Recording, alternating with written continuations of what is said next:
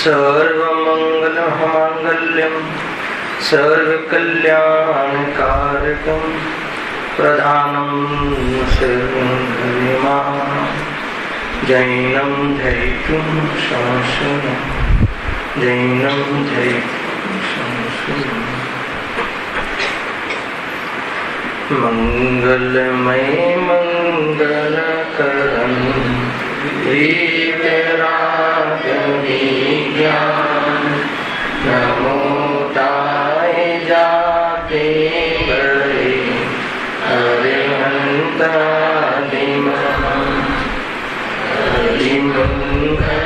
करियो ग्रंथ करण के कान जाते मिले समाज संग पावे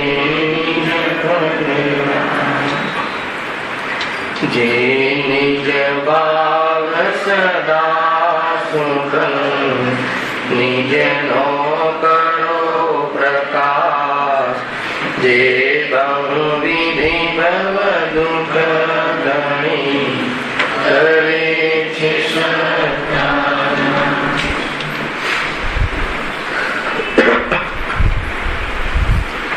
श्री मोक्ष मार्ग प्रकाशक ग्रंथ से त्रियाधिकारों पर अपने स्वाध्याय चाली रही है। ये पहला આજનો જે દિવસ છે વીર શાસન જયંતિ પરિચય તો હશે બધાને। કઈ જયંતિ છે? વીર પ્રભુની જયંતિ નથી, વીર શાસન જયંતિ ચંદ્રકાંત। વીર પ્રભુની મહાવીર ભગવાનની જન્મ જયંતિ નહીં, એમના શાસનની જન્મ જયંતિ। એટલે શું કે આજના દિવસે પ્રથમ દેશના ખડકી હતી, જોરદાર મુસલધાર વર્ષા થઈ હશે, કેટલાય જીવોની સમસ્યાઓનું મનમાં થતા પ્રશ્નોનું નિરાકરણ થયું હશે। ઘણા જીવો વેદ વિજ્ઞાનના અમૃતથી ગંજાયા હશે, સમ્યક દર્શનની પ્રાપ્તિ કરી હશે। જેને સમ્યક દર્શન થયું હશે એમને અણુવ્રત ધારણ કર્યા હશે, અણુવ્રતીએ મહાવ્રત ધારણ કર્યા હશે, અને મુનિરાજોએ શ્રેણી માંડીને મોક્ષનો પ્રારંભ કર્યો છે, મોક્ષની પ્રાપ્તિ કરી છે।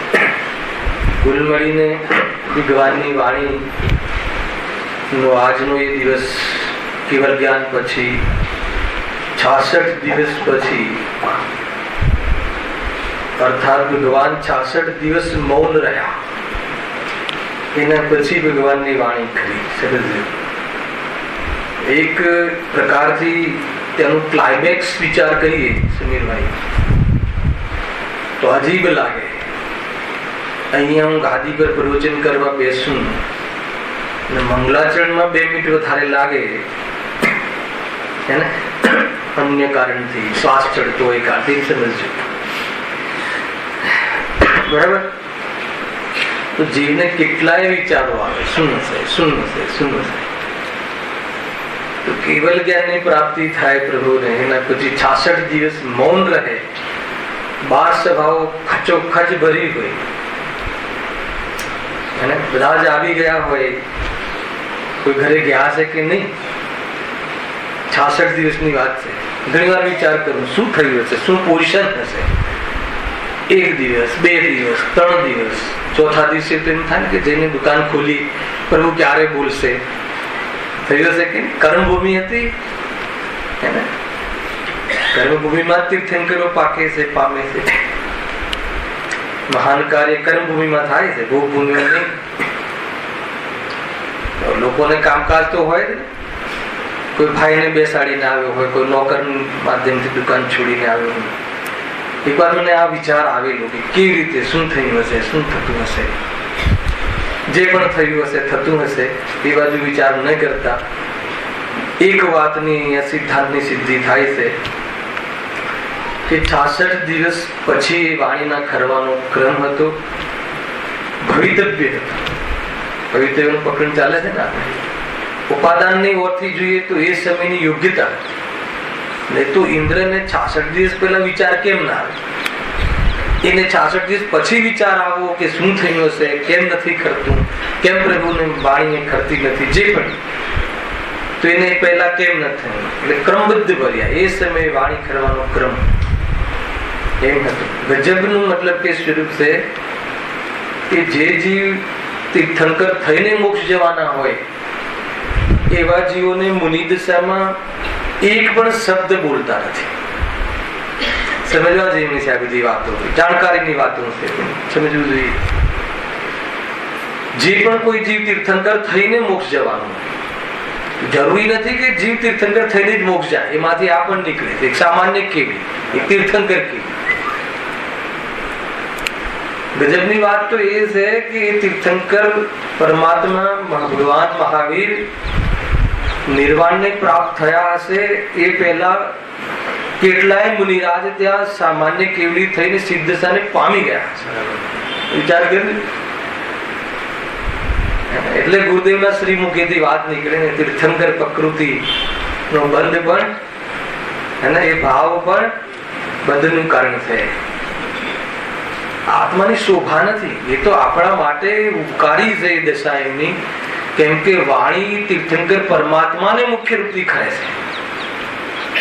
કોઈ એવા અરિહંત હોય કે ત્યાં ગંધકુટી લાગે અને ક્યારેક ખરે ગૌણપણે, પણ મુખ્ય રૂપથી એને આપણને લાભ કોનાથી થાય છે? દેશનાથી, પ્રભુની.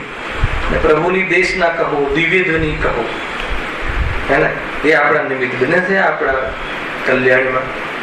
તો એવા જે તીર્થંકર પરમાત્મા એમના મુનિ જીવનમાં એક પણ શબ્દનો ઉપદેશ આપતા નથી, મૌન રહે છે પૂરી મુનિ દશા. વિચાર કર્યું. આદિનાથ મુનિરાજ 6 મહિના તપ ધારણ કર્યું, પછી આહાર લેવા નીકળે, પણ કોઈને આહારનો ભાવ આવેલો એમને 6 મહિના સુધી ઉપવાસ ન રહ્યો. આ ખ્યાલ છે તમને લોજિક? ફરીથી લઈએ એક સ્ટેપ. 6 મહિના તો આદિનાથ મુનિરાજને આહારનું પરિણામ ન આવ્યું. સાંભળજો, તપમાં મસ્ત રહ્યા. અને પછી જે નીકળ્યા 6 મહિના સુધી, જેવી ઉપર જે પણ દિવસ આહાર મળ્યો ત્યાં સુધી, તો એ નીકળ્યા તો એમને ઉપવાસ થયો કહેવાય કે ના કહેવાય? ચંદ્રકાંત મારો પ્રશ્ન થાય. એમને ભોજનનો ભાવ આવ્યો અને ભોજન માટે આવ્યા અને આહારની વિધિ ન મળી, હે ને, એટલે પાછા ગયા વનમાં. તો એ દિવસે 6 મહિનાના ઉપવાસ બીજા કહેવાય કે ના કહેવાય? સમજમાં આવે છે? આપણે એમ સમજીએ છીએ કે આહાર ન લીધો એટલે ઉપવાસ થયો. અહીંયા કહે પરિણામ આવી ગયું તો પણ ઉપવાસ ન રહ્યો. ગજબ છે. લોજિક ચરણારીમાં વાંચજો. આપણા ઉપવાસની તુલના કરી લેજો. 10 દર્શન પર્વના પહેલા ઉપવાસ કે છેલ્લા ઉપવાસ, એટલે સમજવા જેવી. પરિણામ સુદ્ધા ન આવે ઉપવાસમાં. એટલી સમીપતા, એટલી આત્માની પુષ્ટતા. ખેર, અહીંયા જે આજનો પ્રસંગ છે દિવ્ય ધ્વનિની વાત છે, પ્રથમ દેશના પ્રભુની. આપણા માટે અનંતકાળના દુઃખના ભાવનું કોઈ એકમાત્ર બાહ્ય કારણ હોય તો ભગવાનની દેશના એવા પ્રભુ, વીર પ્રભુ મુનિ અવસ્થામાં એક પણ શબ્દ ન ખરે. કેવલ જ્ઞાન થયા પછી ઈચ્છા ન રહી બોલવાની. સાંભળજો, ઈચ્છા રહિત વાણી ખરે છે. એમાં 66 દિવસનું અંતર પડ્યું. તો એ પ્રશ્ન કરે છે કે કેમ? તો ઉપાદાનની ઓરથી પૂજ્ય ઉદ્દેશી જવાબ આપે છે કે પ્રભુ, એ દિવસે ભગવાનની વાણી ખરવાનો ક્રમ હતો. કેમ? કેમ કે દરેક પદાર્થનું એક કાર્ય ભવિતવ્ય આધીન છે. એ ઉપાદાનનો જવાબ, નિમિત્તની ઓરથી બી જવાબ. અને એમાં એક બહુ મારે તમને એક એંગલ બતાવવું છે, એક દૃષ્ટિકોણ બતાવવું છે.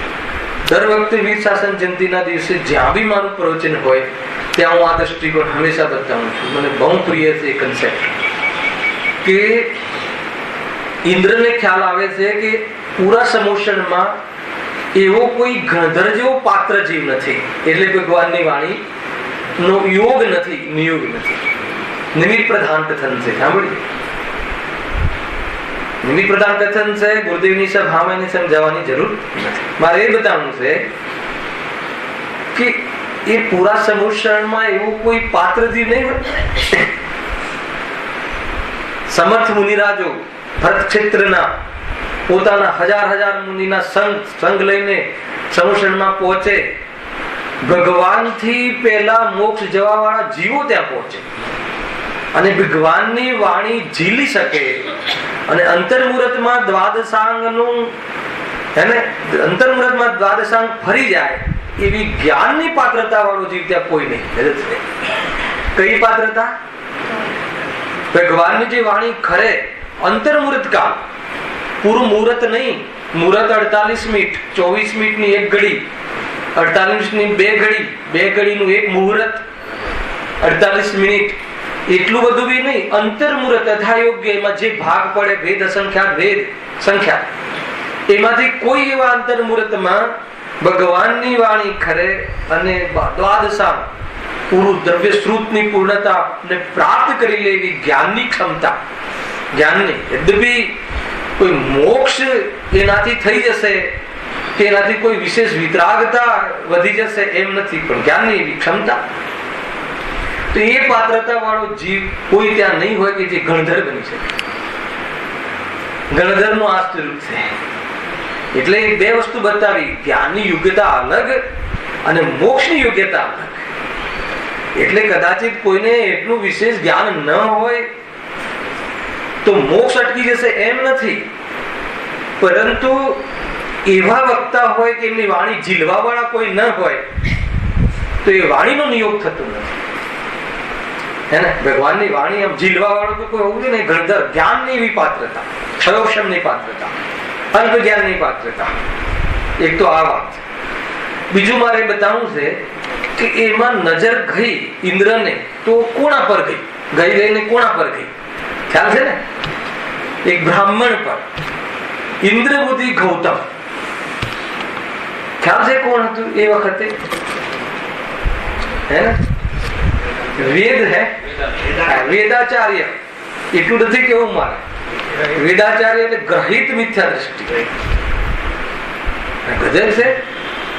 ગ્રહિત મિથ્યા દ્રષ્ટિ. અજૈન એક એક તમને વિશેષણ બતાવું. ગ્રહિત મિથ્યા દ્રષ્ટિ. ગ્રહિત મિથ્યાત્વ એટલે ખ્યાલ છે ને કે અગ્રહિત એટલે અનાદિનું તો મિથ્યાત્વ છે જ, અને એનું પોષણ કરવાના જે ક્લાસ ચલાવે. ગજબ છે. પકડવા આવે છે કે અનાદિથી આ દેહ હું છું એવી તો અગ્રહિત મિથ્યાત્વ કે જે અનાદિથી બાય ડિફોલ્ટ, આજની ભાષામાં બાય બર્થ. બાય બર્થ એટલે ત્યારથી બર્થ છે જીવનું, બિગિનિંગ ત્યારથી છે, અનાદિથી છે. તો આ મિથ્યાત્વ એ ક્યારથી છે? અનાદિથી. આ દેહ હું છું, પરદ્રવ્યનો હું કરતા છું એવી સૂઝ, એવી ખોટી અનાદિથી. અને એના પાછા ક્લાસ ચલાવવાના, એના ક્લાસ ચલાવીને પોષણ કરવાનું એનું નામ ગ્રહિત મિથ્યાત્વ. એનું પોષણ કરવાનું ગ્રહિત મિથ્યાત્વ. એવા ગ્રહિત મિથ્યાત્વનો આચાર્ય એ બ્રાહ્મણ, એના ઉપર ઇન્દ્રની દૃષ્ટિ ગઈ પાત્રતામાં. ગજબ છે. ચંદ્રકાંત પકડજો. આમાં મારે બહુ મોટી વાત કરવી છે કે આપણે સહેજમાં કોઈ આપણા વચ્ચે જ કોઈ એકવાર વેપારમાં એક દિવસ વધારે જતો રહે તો આપણે ઘોષિત કરી દઈએ. શું ઘોષિત કરીએ? ગુરુદેવનો શિષ્ય નથી. સૌથી પહેલા તો એના પર એક સીલ બાંધી દઈએ. પ્રેરણા ઉલટી નહીં લેતા. નહીં તો કોઈ વાંચી બેઠા હોય તો નહીં આપણી વાત આવી. અરે એમ નથી. તો એ તો ખરેખર ગુરુદેવનો શિષ્ય નથી. પરંતુ દરેક જીવે બીજાના જીવની વર્તમાન પર્યાય જોઈને જે નિર્ણય એના માટે લઈ લેશે કે એનો તને અધિકાર નથી. એટલે ગુરુદેવશ્રીએ કહ્યું ઉત્તમ ક્ષમા આદિમાં. એને કયો દિવસ હોય છેલ્લો? નહીં એવું કરો ને તમે, ક્ષમાવાણી. હા, એ દિવસે કહ્યું ને કોઈ જીવને મેં પર્યાય દ્રષ્ટિથી જોયું હોય તો ઈચ્છાવી કોઈ જીવ. કેમ? શું કામ જોવો? અરે એવો ગ્રહિત મિથ્યા દ્રષ્ટિના આચાર્ય જયારે ગણધર બનવાની એ ભાવમાં પાત્રતા ને એ ભાવમાં કેવલ જ્ઞાન લેશે ને એ ભાવમાં મોક્ષે જશે, તો વર્તમાનમાં કયા જીવને હું એમ કહું કે આ દ્રષ્ટિ એવી કરું કે નહીં આ બેકાર છે ને આ દુષ્ટ છે ને કેવી રીતે? વર્તમાન પર્યાય જોવાની દૃષ્ટિ બદલી નાખવી જોઈએ. ખ્યાલ આવે? કોઈને વર્તમાનમાં એવી જાતિની દશા હોય, એવી જાતિના પરિણામોમાં રમતું હોય તો એ નહીં બદલાય. અરે આહોજી બદલી શકે છે. અને એટલું જ નહીં, કેવી પાત્રતા સમોષણમાં આવે, પ્રભુને તો હજુ મળ્યો નથી એ જીવ, પ્રભુના દર્શન કર્યા નથી, કેમ કે વાણી તો ગણધર બન્યા પછી કરે છે. લોજિક સમજો તમે એક એક. બરાબર? ચંદ્રકાંતભાઈ કઈ વીર શાસન સંબંધી કઈ કહેજો તો આનું આ બેટર છે. શું કહ્યું કે સમોષણમાં પ્રવેશ કરતા જ માનસ્તંભ જોઈને એનું જે હતું ને કે હું બહુ સૌથી સમર્થ, બહુ જ મતલબ કે વિદ્યાધારી છું, તો કે એનું માન ગૌરવ કે ગર્વ અભિમાન ઓગળી જાય છે. સમ્યક દર્શન થઈ જાય છે. માત્ર માનની સમ્યક દર્શન થઈ જાય. કેસલો જ કરી લે છે જીવ, વસ્ત્રનો ત્યાગ કરી લે. આજ તો બહુ આવ્યું ને વસ્ત્ર સહિત આજની ગાથા જોરદાર સૂત્ર બાહુળ. આજની ગાથામાં તો એવી વાત પણ આવી કે કોઈ સમ્યક દ્રષ્ટિ જીવ હોય પણ જ્યાં સુધી ગ્રહસ્થ હોય ત્યાં સુધી મોક્ષ નહીં જાય. એનો અર્થ શું ખબર છે? વસ્ત્ર સહિત હશે તો મોક્ષ નહીં જાય એનો અર્થ ખબર છે? વસ્ત્રનો રાગ હશે ત્યાં સુધી. એમ વસ્ત્રનો રાગ છૂટી જાય તો વસ્ત્ર શરીર પર ન રહે, અંદરમાં રાગથી નગ્ન મસ્ત અને બહારમાં ઇનોસન્ટ શરીરથી એવો જીવ મોક્ષમાં ચાલે છે. ઘણી બધી સ્ત્રી આદિની વાતો કરી છે, કાલે આવશે તમારી વિશે. અહીંયા તો વાત શું હતી? એ મતલબ કે ગ્રહિત મિથ્યા. એક સમય પહેલા તો ચંદ્રકાંતભાઈ ખોટું ભણાવતો હતો. મારે તો એ બતાવવું છે કઈ પર્યાયને પકડવી આપણે, કઈ પર્યાય. થોડાક સમય પહેલા તો ચેલેન્જ કરીને લઈ આવે છે, ફોસલાવીને ઇન્દ્ર. એના પૂરી સ્ટોરી છે, વાંચજો આપણે. કે કોણ છે એવા ગુરુ બતાવો, ચેલેન્જ કરીને. કોઈ હોય જ ના શકે, ચેલેન્જ કરીને આવે છે. જે બી પોતાની ઇજ્જત બચાવવા એના શિષ્યોમાં કે જે બી મન બન્યું હશે એનું આવે છે. એની પૂરી સ્ટોરી છે. અને એ જીવ ત્યાં આવે છે અને એના પછીની સ્ટોરી તો તમે જુઓ. નમોલો એ સબ્બ સાહુણમ, એટલું નહીં, નમોલો એ સબ્બ આચાર્ય. એમાં તમામ ભાવિક જનો એમને નમસ્કાર કરે. વિચાર કરો કઈ પર્યાયથી કોઈને જોઈ અને આપણે આપણું મંતવ્ય તરત ઘોષણા કરી દે. આમ છે તેમ કઈ રીતે ઘોષણા કરવાનો અધિકાર શું છે? દલીલભાઈ મને આ પોઈન્ટ બહુ સ્પર્શે છે કે કોની વર્તમાનમાં કઈ પર્યાય જોઈને તમે ફેસલો કરો છો. અરે એ પર્યાયથી રહિત જોવાની વાત ગુરુદેવે 45 વર્ષ કરી. કેમ કે વેશ છે એ ટેમ્પરરી છે, ચેતન રાજા ત્રિકાલી છે. તું ભૂલો પડી જઈશ, તું એ પર્યાયને વિશ્વાસ કરીને જઈશ, તો એનું ઓળખાણ નથી. હરેશભાઈ તમારી આ ઓળખાણ અત્યારે હાલ જે તમારે બહારનું જે આકાર પ્રકાર જે ફોટો છે એ હું તમારું સ્વરૂપ માની લઉં, બરાબર છે? હવે આપણે બંને દેવગતિમાં મળીએ, ગુરુદેવની શરણમાં મળીએ, તો હવે મેં તમારો આ જ વેશ તમારું માની લીધો હોય તો એ વેશ તો રહ્યો નહીં, તો મારું એ ધ્યાન જૂઠું પડી જશે. તો હું એવો કોઈ તમારું સ્વરૂપથી તમારો પરિચય કરી લઉં, મારું બહાનું કે જે હંમેશા રહે. તેવું કયું સ્વરૂપ છે? ભગવાન આત્મા, ચેતન સ્વરૂપ, ત્રિકાલી ધ્રુવ ભગવાન આત્મા. એટલા માટે જીવનું જે ઓરિજિનલ સ્વરૂપ છે, અસલી સ્વરૂપ છે, જેને દ્રવ્ય સ્વભાવ કહે છે, એની દ્રષ્ટિના પ્રવચનો અને એના પર જોરદાર ઉપદેશ દિવ્ય ધ્વનિમાં પણ છે અને અહીંયા આપણી ગુરુવાણીમાં પણ છે. તુલના કરજો તમે, કેમ કરવી વ્યક્તિ આવે છે કે નહીં. સમ્યક દર્શનનો ઉપદેશ કેમ આટલો બધો? બહુ વિચાર કરો. કેમ કે એના આવા વાળું છે અહીંયા એનું પ્રમાણ. એના બલ વગર એને ચારિત્ર મોહના અંશો અભાવ થતા નથી. ખ્યાલ આવે છે કે સમ્યક દર્શનનું બલ હોય તો ચારિત્ર મોહનો પાવર ઘટે છે, ચારિત્ર મોહનો પાવર નથી રહેતો. ખ્યાલ આવે છે? માની લો કે એક સમ્યક દ્રષ્ટિ છે, એક મિથ્યા દ્રષ્ટિ છે, બંને એક જ કાર્ય કરી રહ્યા છે.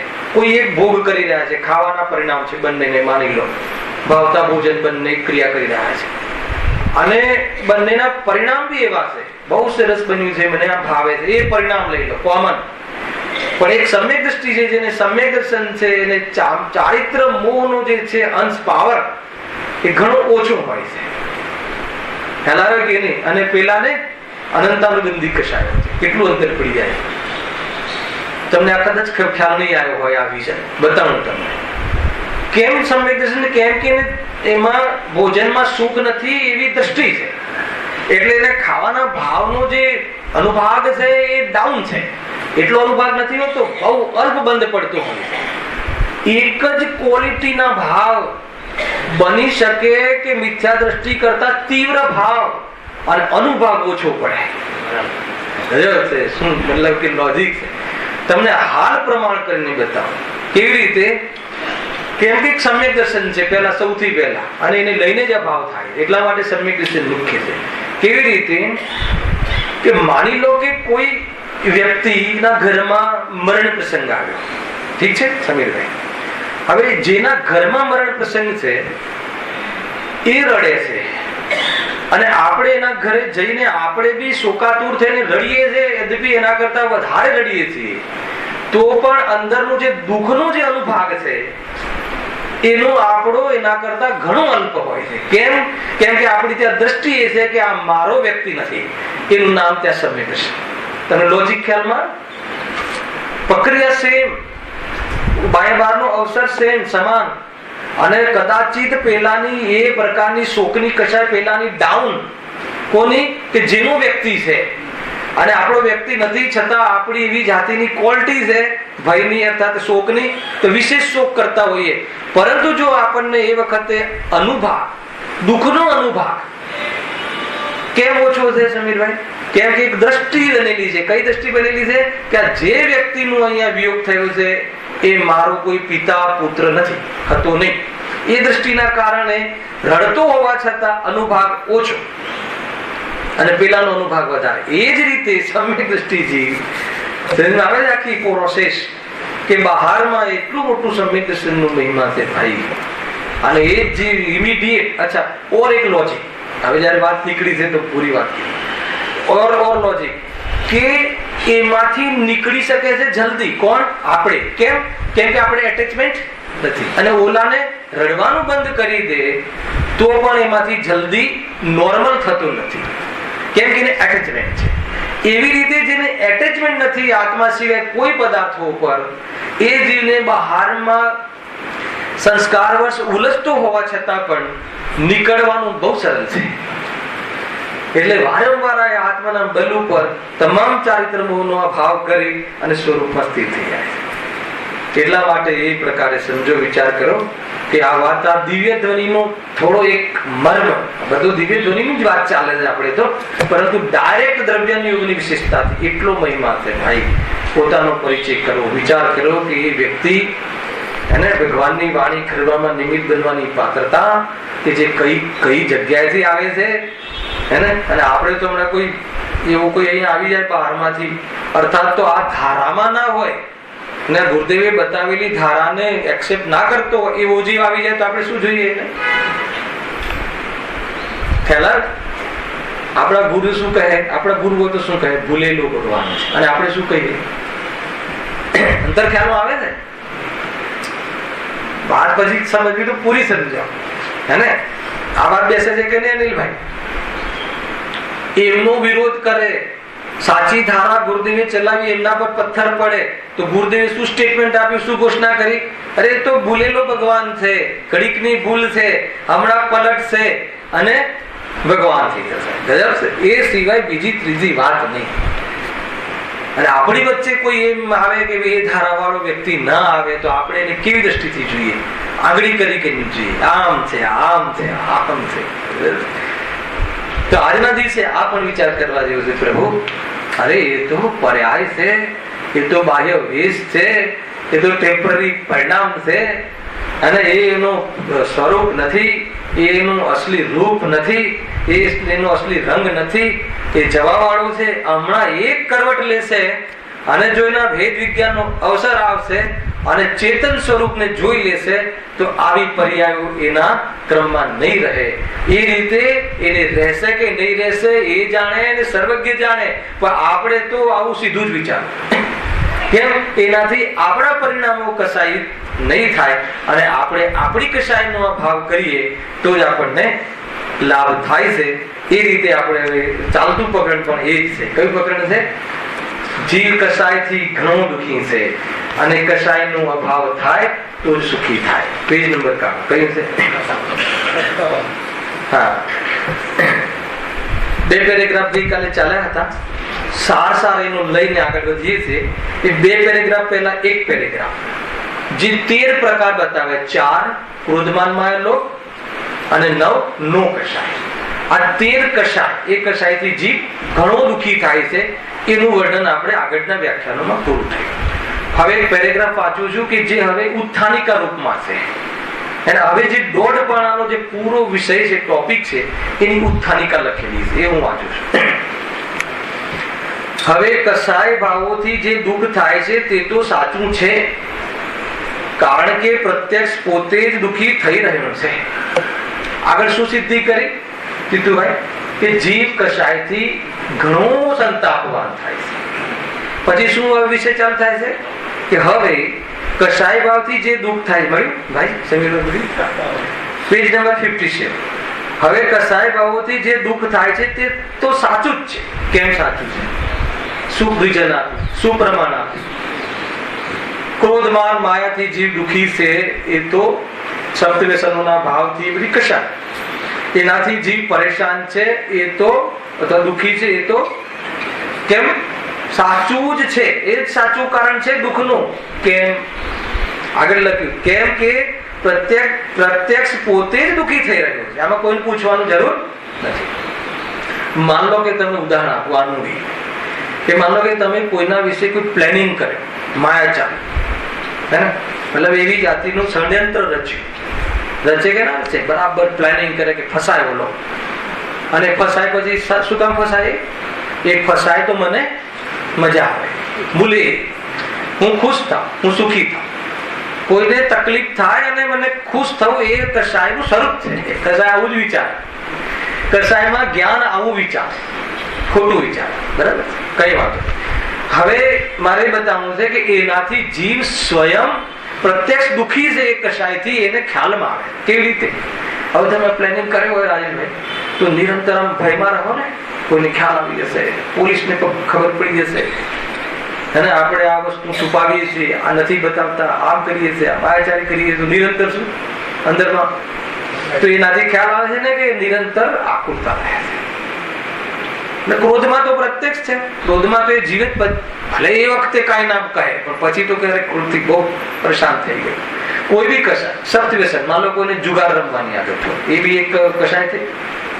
હવે માન લો કાલે કોઈ બરાબર આંકડો મૂકીને આવ્યો હોય, દાવ લગાવીને ગોઠવીને આવ્યો હોય, કોઈ બી, ચાહે બજાર કોઈ બી હોય, આંકડાનું હોય કે શેરનું હોય, સમજી લેજો. આંકડો લગાવ્યો તો જુગાર, હે ને?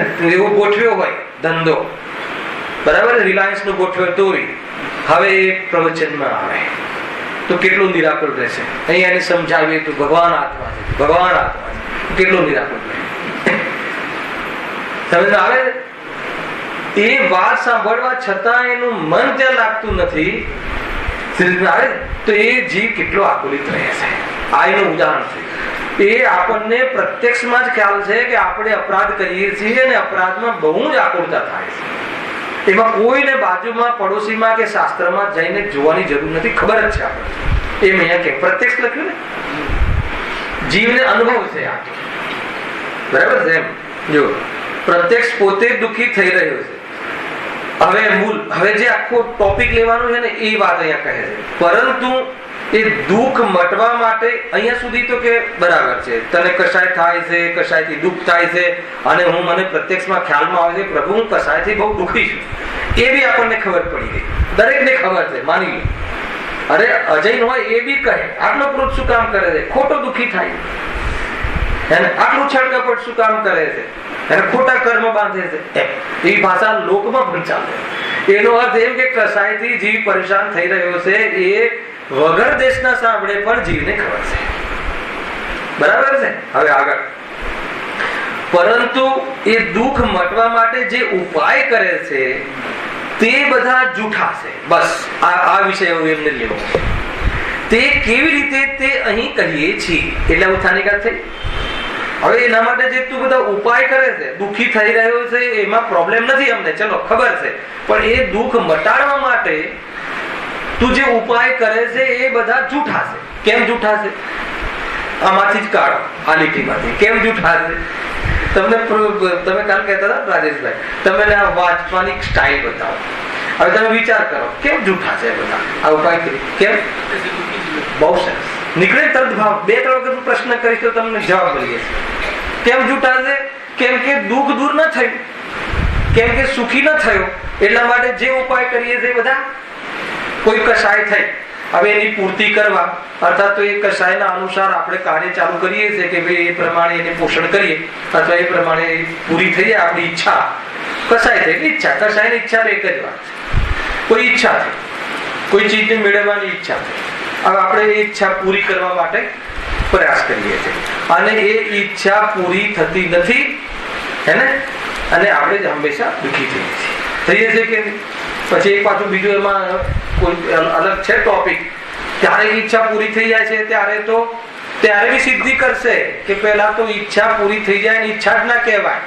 ઈચ્છા એ વિષય બદલ્યો, એનું નામ ઈચ્છા પૂરી થઈ.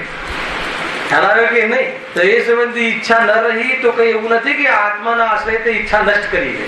એ તો ઈચ્છા એ બધી હે ને, અહીંયા ભૂખ લાગી હતી તો ભૂખ લાગી હતી, ઈચ્છા થઈ તો આકુરતા ઉકળાટ કરતો હતો અને એટલામાં મેચ ચાલુ કરી અને છેલ્લો બોલ અને લાસ્ટ ડિસિઝન તો હવે એને રાગનો વિષય બદલાયો તો આકુરતા ક્યાં ગઈ? આ સંબંધી ઈચ્છા આત્માના આશ્રય ઈચ્છા મટી ગઈ છે. તો કહે છે કે બીજી ઈચ્છા છે. ઈચ્છા એ વિષય બદલે છે, સમજો? કોઈ દિવસ પૂરી થાય એને ઈચ્છા ના કહેવાય.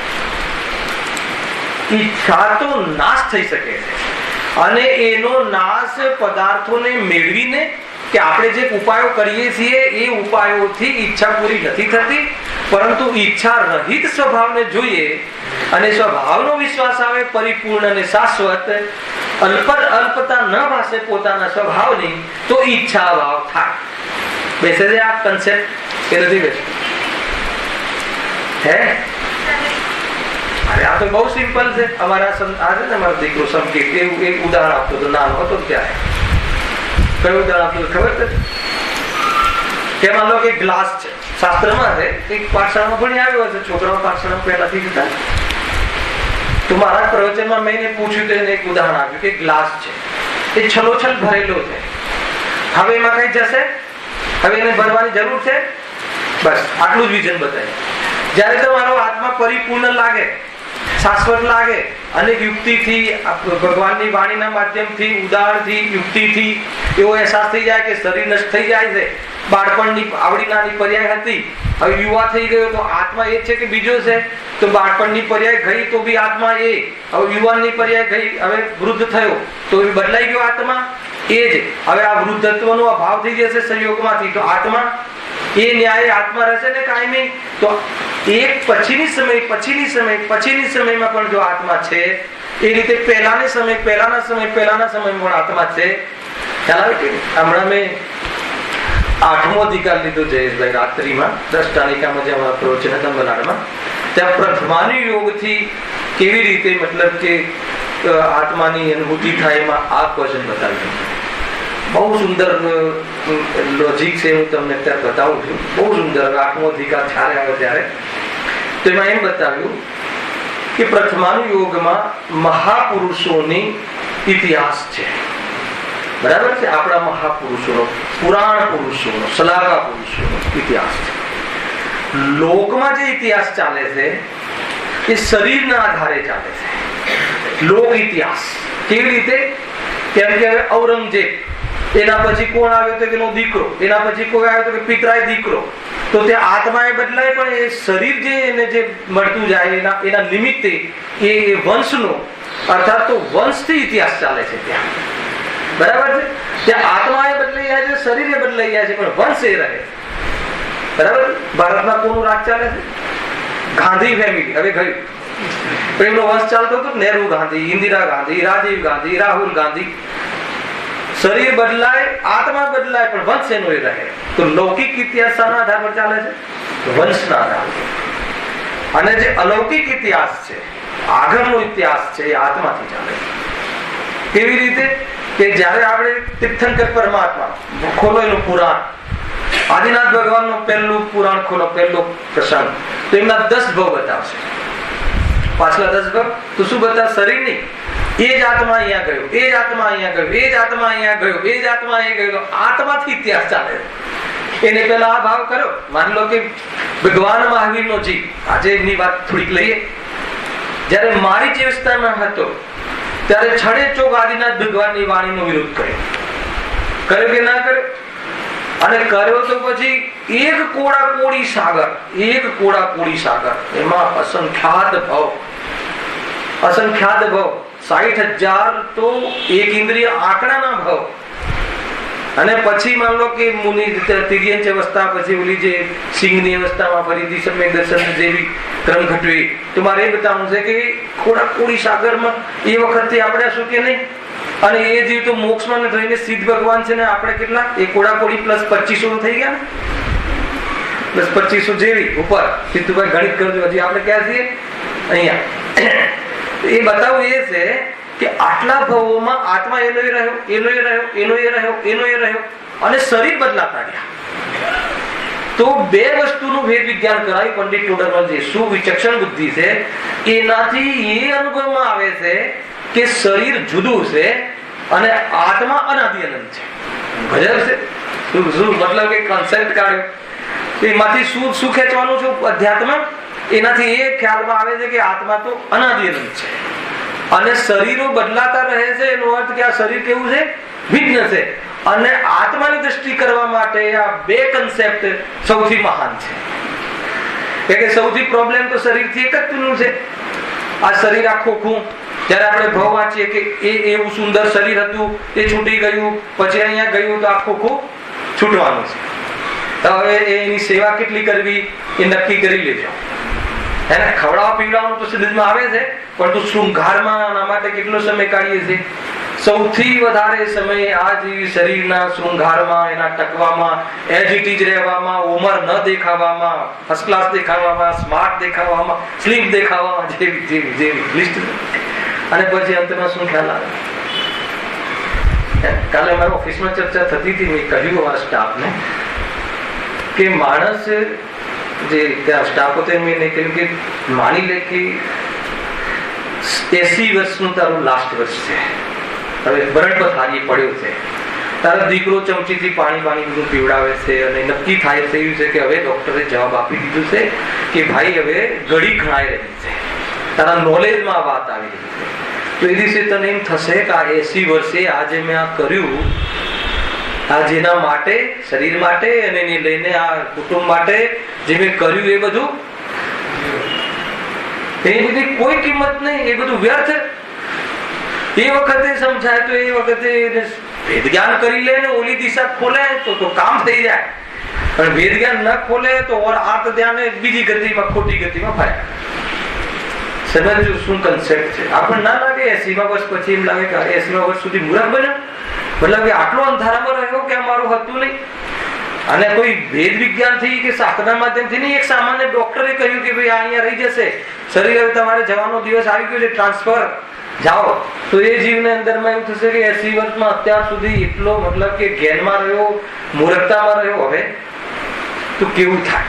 એ વખતે શું વિચાર આવે કે અત્યાર સુધી હું જેની દુકાન ખોલતો હતો એ બીજાની હતી, જે નફો કરતો હતો એ બીજાની હતી. અને પછી ખ્યાલ આવે તો પોતાની મૂર્ખતા પર કેટલી મતલબ કે શરમ આવે, અને ખરેખર શરમ આવે ને વેદ વિજ્ઞાન એ સમય કરે તો કે આજે પણ હું ક્યાં છું, આજે જાય છે એમ સમજીને અગર અનાદિ અનંતનું સ્વરૂપ જોઈ લે તો કહે છે કમાલ થઈ જાય. ક્યાંથી વાત ખુલી? પ્રથમા યુગની વાત થી વાત તો આપણે ચાલે છે ને, કસાય ભાવ, આ બધા ઉપાયમાં આ ઉપાય કેવા છે? બધા જૂઠા છે. પરંતુ એ દુઃખ બટવા માટે જે ઉપાય કરે છે તે બધા જૂઠા છે. એમાંથી આખી વાત નીકળી. એને આપણે ઉપાય કરીએ છીએ ને, કોઈ મતલબ ડિમાન્ડ આવી તો ડિમાન્ડ બધી કોઈ મતલબ મનમાં એમ થયું કે બસ હવે આ ચીજ દીકરાને અપાવી દઈએ, બસ તો હવે એના માટે શું કરે છે? ઉપાય કરે. શું ઉપાય કરે છે? જે કરવું પડે બોલો, બતાવો રસ્તો. બહારમાં બધાને પૂછીએ ને બતાવો કયો ધંધો, જે કરવું પડે એમાં આટલું આ રીતે આગા પાછું, કઈ વાંધો નહીં, કમા મળશે. એક પેલા ગજબ ગજબ, અરે અંદર જવું પડશે, અરે કઈ વાંધો નહીં, આજની સરકારનો કાનૂન જોઈ લીધો, અરે તને એ કાનૂન પણ ક્રમબદ્ધનો કાનૂન, કર્મનો કાનૂન છૂટીશ એમ. સમજમાં આવે કે નહીં બહુ છે, ધનેશભાઈ વકીલો મિત્ર છે, છોડાઈ લેશે, આપણી જગ્યાએ ડમી બેસાડી દેશે, પ્રોબ્લેમ બધા બહુ ઉપાયો કરે, ઉપાયો એ બધા ઉપાયો ચલો કરી બી લીધું, સમીરભાઈ સક્સેસ બી થઈ ગયો, અને આપણે વકીલે જે બી તોડ પાણી કરીને આપણી જગ્યાએ ડમી માણસ બેસાડી દીધો, પણ એ સેકન્ડ થી લાસ્ટ સેકન્ડ સુધી એક વાર પણ એ નિર્ભય રહી શકતો હતો બધા, હે ને? બહારની પરિસ્થિતિથી ભલે બચી ગયો, પણ માનસિક પરિણતિથી હર સમય ખાલી પોલીસ ગલીમાંથી નીકળે ને તો હવે એને એમ થાય કે હાર્ટ એટેક આવી જશે, થાય કે ન થાય? તો એટલી બધી આકુળતા, એટલી બધી પરેશાની કે તારો ઉપાય સર્વ ઉપાય તારા જૂઠા છે. બહુ સરસ પકડ છે ભાઈ. આપણને આ વાત જો ખબર પડી જાય તો આપણો વે તો બદલાય, કરશે તો વિચારની દિશા બદલાય, પ્રતીતિમાં પુરુષાર્થ કરે. જીવને ભગવાન બનવા સિવાય કોઈ છૂટકો નથી. અને એ બહારમાં તો વર્તમાનમાં કોઈ ચીજથી બચી બી જાય છે, એ પૂર્વ કર્મના ઉદયથી છે, અથવા તો એ ભવિતવ્યને આધીન છે. તે આ બહારમાં કોઈ ચતુરાઈ કરી છે, એ તો નવી તૈયારી કરી છે, તને ખબર નથી, એને જીતુભાઈ પકડાય છે. આ ચતુરાઈ કરી એ ફ્યુચરમાં પાપની તૈયારી.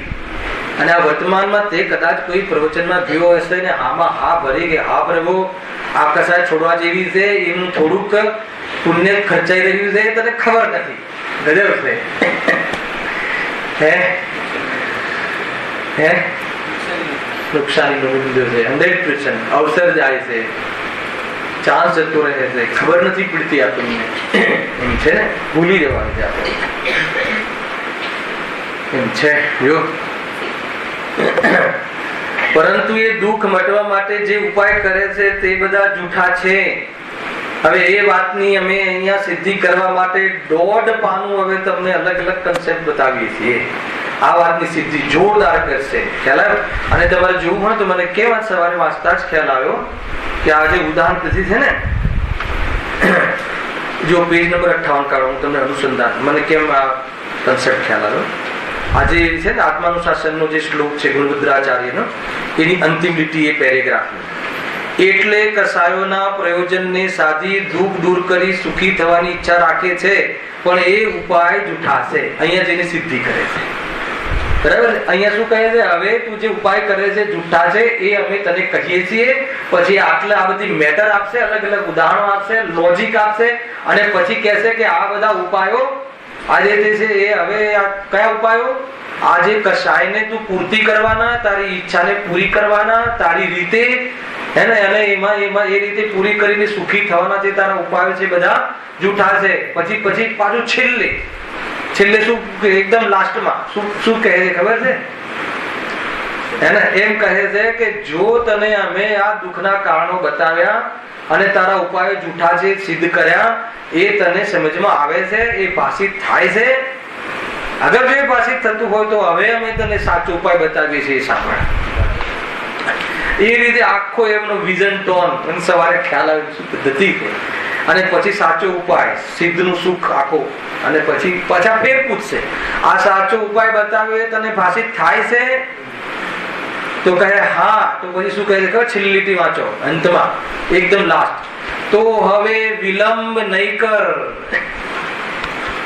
એને હવે વિલંબ નહીં કર. માત્ર સમયસર ચાલે છે ને, એનો એક શ્લોક ચાલે છે, એમાં આ જ રીતે છે. આ બધું સમજાવે પછી શું?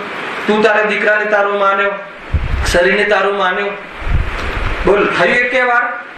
ન થયું ને, તો પછી શું કહે છે? હવે તો છોડ, હવે તો છોડ. જયારે તને તારા જીવનથી જ ખબર પડે છે કે આ કોઈનું થતું નથી, તો પછી આ મારું છે એ માનવાનું છોડ. એમ એને છોડ કે રાખ એમ નહીં, એને છોડવા રાખવાની તો વ્યવસ્થા જ નથી, કેમ કે છૂટો છે. તે તો એને મારું માનવાનું જે કર્યું હતું ને અજ્ઞાન, એ છોડ. કેમ છોડ?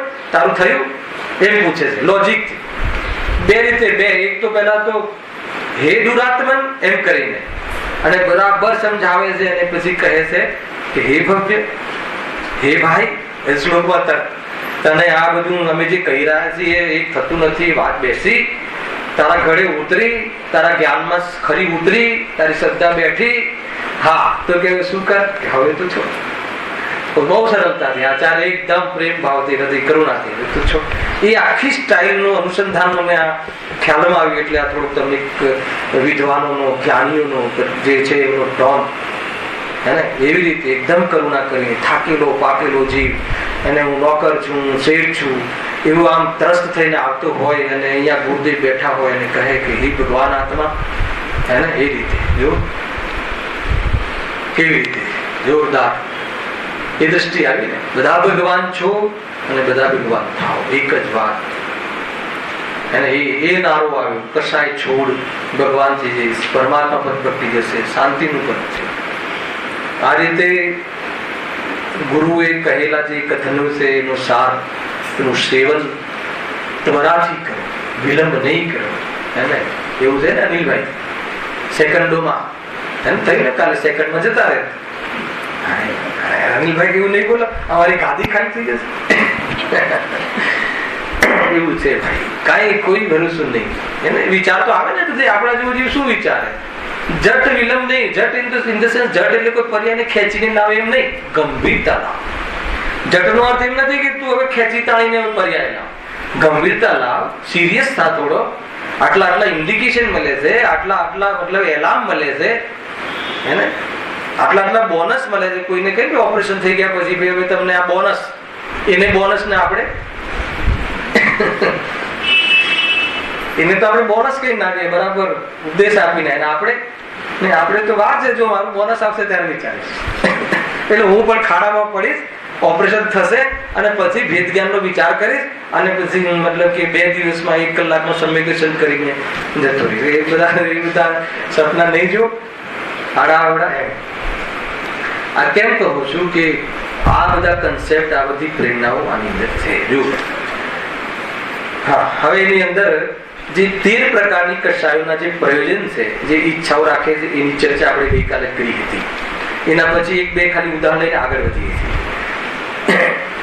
તે કેવી રીતે અમે હવે કહીએ છીએ ક્રોધમાં અન્યનો બુરું કરવાનો અને ક્રોધનો ઉદય થાય તો શું થાય છે અન્યનો એટલે બીજાને બુરું કરવાની અથવા તો એને ખતમ કરવાની ઈચ્છા થાય છે માનમાં કોઈને નીચો અપમાન કરવાની ને નીચો દેખાડીને પોતાને ઊંચો દેખાડવાની એની ઈચ્છા થાય છે એની ચાહના થાય છે એ કશાયની ડિમાન્ડ છે કશાયનું પ્રયોજન છે હવે એની પૂર્તિ કરવા એની પ્રયોજનની સિદ્ધિ અર્થે હવે એ ડાયરેક્ટ પેરેગ્રાફ પર આવીએ છીએ 13 કશાયમાં એનો વિષય લીધો છે ગઈકાલે આપણે વાંચ્યો હતો આગળ હવે એ પ્રયોજનનો સિદ્ધિ થાય તો કન્ડિશન આ ફોર્મ્યુલા છે પહેલી દોઢ લીટી ફોર્મ્યુલા છે એ ફોર્મ્યુલા 13 માં લાગશે હવે એ પ્રયોજનની સિદ્ધિ થાય તો એટલે શું એ ઈચ્છા પૂરી થાય તો અને કસાય ઉપશમ થાય તો દુઃખ દૂર થઈ જીવ સુખી થાય આ ફોર્મ્યુલા દરેકમાં લગાવો ક્રોધમાં ક્રોધ થયો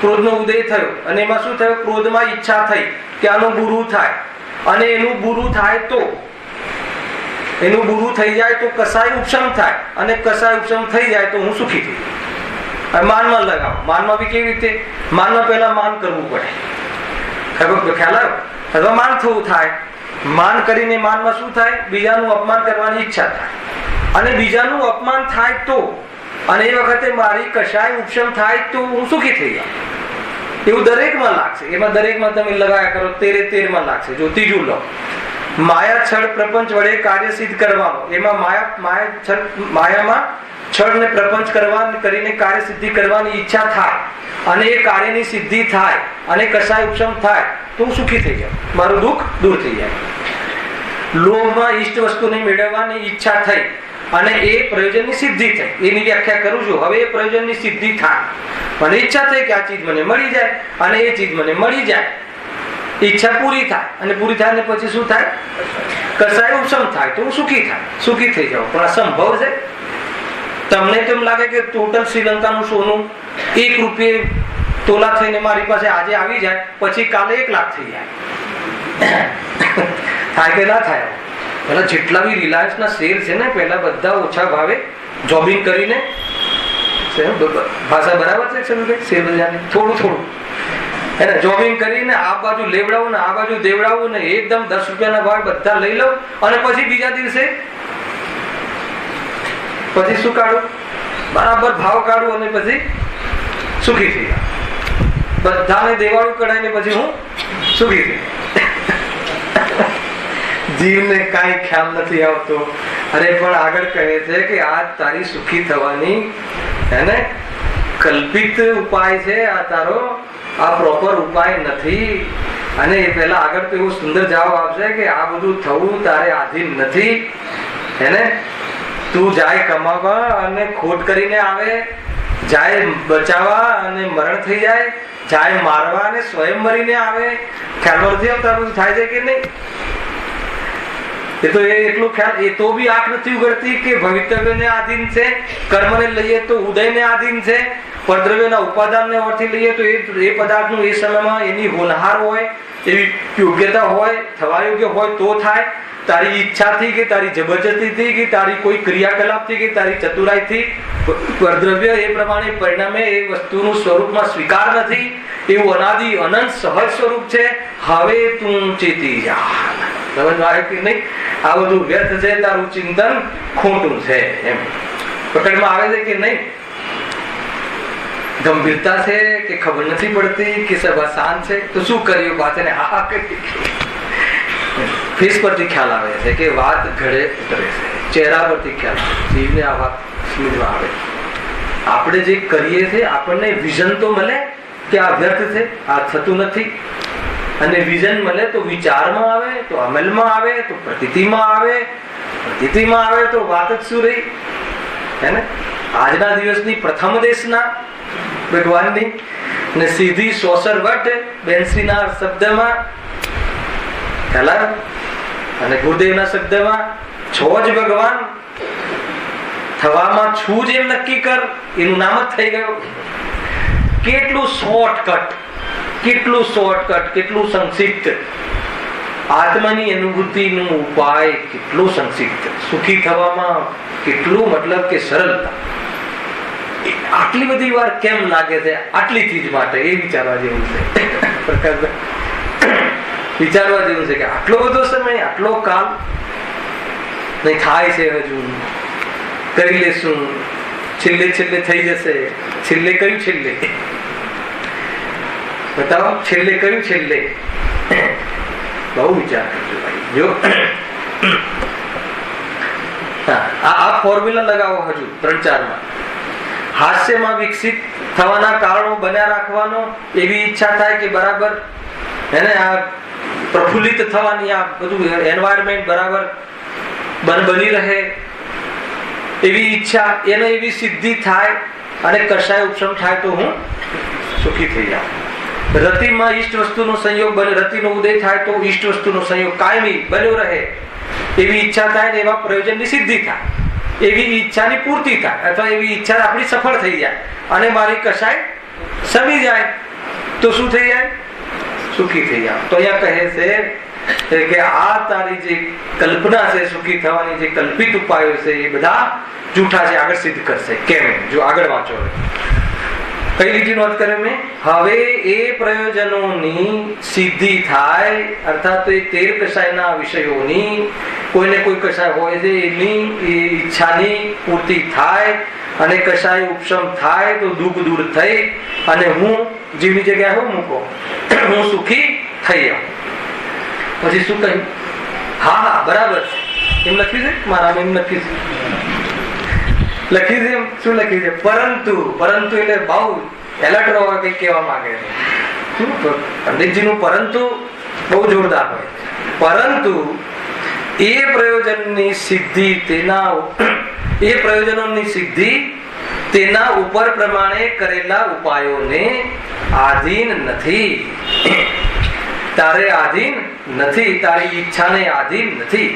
આપણી ઈચ્છા તો એ જ છે ને, પર પદાર્થોને સંયોગો ફેરવીને, એને બદલીને, એને આ પ્રમાણે કરીને દીકરો પાસ થઈ જાય, દીકરો ડોક્ટર બની જાય, ડોક્ટર બનીને પછી અમેરિકા ન રહે, મારી પાસે રહે, અને મારી પાસે રહે એવી ઈચ્છા, અને ઈચ્છા એ રહી જાય તો મારી પાસે રહે અને પછી મારી ઈચ્છા પૂરી થઈ જાય ને સુખી થઈ જાય. બસ અમે આજ તમારું આજ કાર્યક્રમ કર્યા કરીએ છીએ. એકનું કામ પૂરું થઈ જાય તો પછી બીજું, પછી બીજી કશાયની ડિમાન્ડ, પછી ત્રીજી કશાયની ડિમાન્ડ. અરે કશાય તો છોડો, પછી ઇન્દ્રિય, અને ઇન્દ્રિયનો પાછો એક વિષય લઈએ અને એના પાછા એના જ વિષયોમાં પાછા પ્રયાસ. પેલા ચટણી મળે તો મજા આવે, તીખું, પછી ગળ્યું, પાછું તીખું, પાછું ગળ્યું. ખ્યાલ આવી ગયો છે બધા. રવિવાર છે, ફરસાણ કર્યું હોય તો જોડે શું જોઈએ? સ્વીટ જોઈએ. સ્વીટ હોય તો જોડે શું જોઈએ? ફરસાણ જોઈએ. હવે કઈ રીતે થશે મેન્ટેન? એક ને એક ઇન્દ્રિયનું ઈચ્છા આકુરતા બહુ જોરદાર છે. જો હા, પણ કોના આધારે છે? ભવિતવ્યના આધીન છે. હવે કેમ ભવિતવ્યના આધીન છે? કેવી રીતે કહો છો તમે? શું પ્રમાણ છે? અંતિમ લીટી વાંચું છું આજની. કાલે અહીંયા સુધી પૂરું કર્યું જઈશ ફરતી લીટી. કારણ કે અનેકને એ ઉપાયો કરતા જોઈએ છીએ પણ તેની સિદ્ધિ થતી નથી. આ કહ્યું ને, બીજાને ત્યાં શું કામ? આપણે જ વિચારો ને, આ વર્ષે આપણે ટાર્ગેટ જે બી કર્યા હોય એ ટાર્ગેટ પૂરા થાય છે. અચ્છા, એ ટાર્ગેટ પૂરા કરવાની બુદ્ધિ વાળા ટાર્ગેટ પૂરા કરવા રહે છે, અને રહે તો પૂરા થાય છે. જેવી તમે પ્રોજેક્ટ જેના માટે નાખ્યો હોય, જેવી તમે બરાબર એઝ્યુમ કર્યું હોય કે બસ આ 200 રૂપિયાનો 500 રૂપિયાનો પ્લોટ ને 500 રૂપિયાની લાગત ને 1500 કોસ્ટ ને હવે 2000 માં તો સેલ થઈ જશે. એક વર્ષ સુધી એક ફ્લેટ ના વેચાય, થઈ જાય છે એવું. અને ઘણી વખત 2000 ની જગ્યાએ 4000 વેચાઈ જાય. બધી પરિસ્થિતિ બને. પછી આગળ કે છે કદાચ 2000 બી વેચાઈ જાય. ચલ, માની લીધું, આગળનો પેરેગ્રાફ. પણ તું સર્વ કસાયોથી રહિત થઈ ગયો. તારી ઈચ્છા હવે સંતોષ થઈ ગયો. હવે કઈ બાકી ના રહ્યું એવું રહ્યું? ના રહ્યું ને. ગુરુદેવ એવું સરસ ઉદાહરણ લીધું છે, કહી દઉં તમને. કે પેલા એમ લાગે કે ટાઈમ થઈ ગયો 2 મિનિટ, કે દીકરાને પરણાવવાની ઈચ્છા થાય, ચલો પરણાવી લીધો. હવે એ ઈચ્છા થયેલી ઈચ્છા પૂરી થઈ ગઈ તો કે ના એના ઘરે સરસ ખ્યાલ આવી ગયો ને, ભગવાનનો અવતાર એવો એક દીકરો આવે. હવે એ ઈચ્છા પૂરી થાય કે ના થાય એટલામાં એને આને તો હું શું બનાવીશ? દેશનો વડાપ્રધાન બનાવીશ. પતી ગઈ. હવે તમે આગળ જેટલું લગાવવું હોય લગાવો. આપણે બધા અનુભવ છે કે કોઈ દિવસ તારી ઈચ્છાના ઠેકાણા કે પૂર્તિ નહીં થાય, પૂર્ણ ના થાય. એના કરતા ઈચ્છાના ભાવનો વિચાર કર. એનો ઉપાય અમે તને બતાવવાના છીએ. એનું પછી આગળ પંડિતજી કહે છે. એટલી રાહ ના જોવી હોય તો આજે જ વાંચી લેજો. સહેજાનંદી સ્વરૂપી અવિનાશી આત્મ સ્વરૂપ. સહેજાનંદી સ્વરૂપી અવિનાશી